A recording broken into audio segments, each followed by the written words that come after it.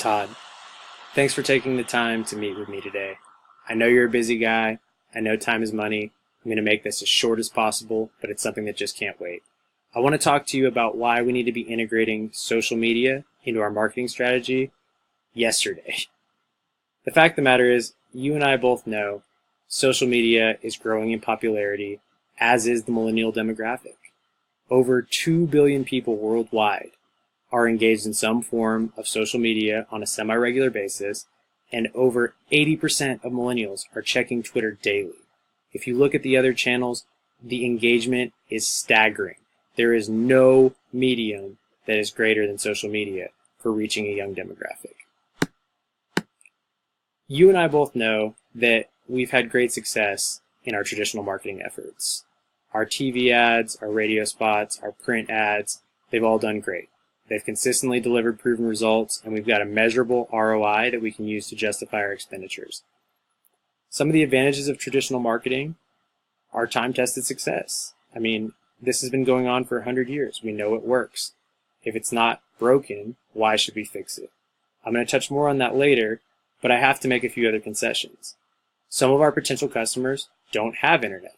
Some of our potential customers choose not to engage in the internet. Some prefer traditional marketing. In fact, over half of affluent baby boomers over the age of 50 get the majority of their information from print, TV, and radio. Almost 10 hours combined a week between those mediums versus about 5 on the internet. Traditional marketing also offers an inherent advantage in its ability to control the message. We start at the top, send the message down in the way that we want, and there's no way for other people to manipulate that message along the way. It also carries a huge potential for organic discovery potential. I could be driving down the road and see a billboard for Maple Grove subs, not even realizing that I was hungry until I saw it, and then end up being a customer for life. In the same ride, I could be watching my favorite TV show, see a commercial, realize that Maple Grove Subs delivers, and order a sub within minutes. I'm not sitting here arguing against the viability of traditional marketing. I'm just saying that we need to start looking at things a different way. Some of the popular social media channels that are out there today include Facebook, Google, Pinterest, Instagram, Reddit, blogging. I mean, the list goes on. It seems like every day a new channel is popping up, and at the end of the day, they're going to continue to pop up. Millennials are coming of age. They're starting to get into the business world. Their disposable income is growing, and they actually happen to enjoy spending a lot of their disposable income on delivery services like ours. A recent study actually indicates that almost 44% of total food expenditures in the millennial demographic is spent on delivery food. I mean, that's just something that we can't ignore. Why should we use social media? Well, for one, it's free.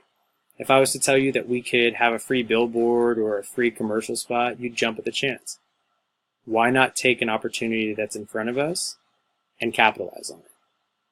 Like I said before, social media is popular, its popularity is growing, and really the potential for social media is limitless.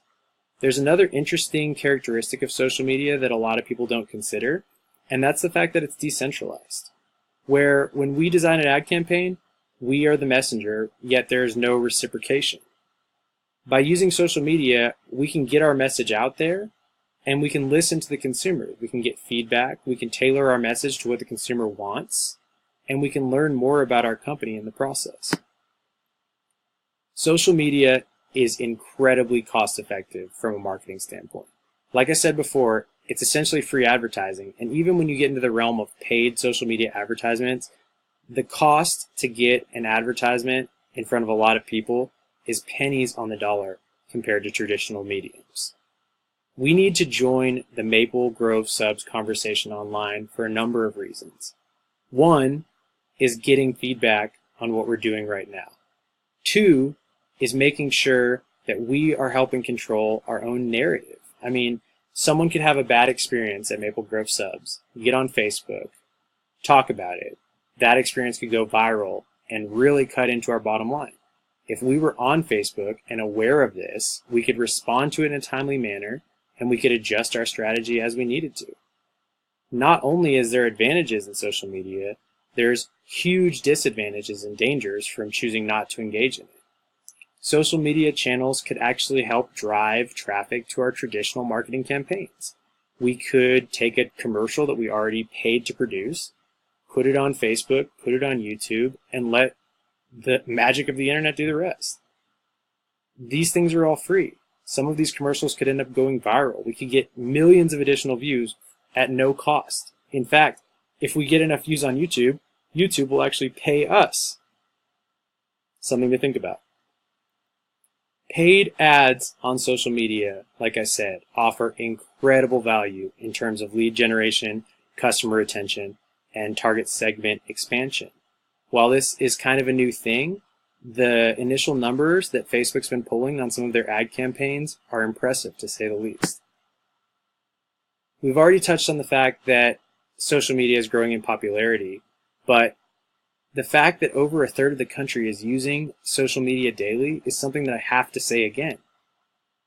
I mean, 1/3 of the country is using something that we're not leveraging. I mean, that's staggering. That would be like saying, do you want to buy a billboard knowing that 33% of the population is never going to look at it?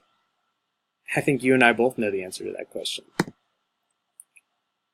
Recent studies also indicate that social media is on the verge of passing television advertising in terms of engagement and effectiveness.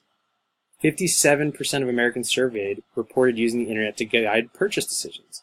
So whether that's looking at reviews, comparing products, looking for discounts or incentive programs, people are going online now more than ever when they're making purchase decisions. The conversation about Maple Grove subs is already happening. I guarantee you if you dug deep, you'd find a number of Yelp reviews, Facebook posts, and other social media engagements that relate to our brand. If we don't get part of this conversation, that conversation is going to go on without us. Sites like Zomato are completely built around users reviewing restaurants. We need to be responding to these users and adjusting our strategy accordingly.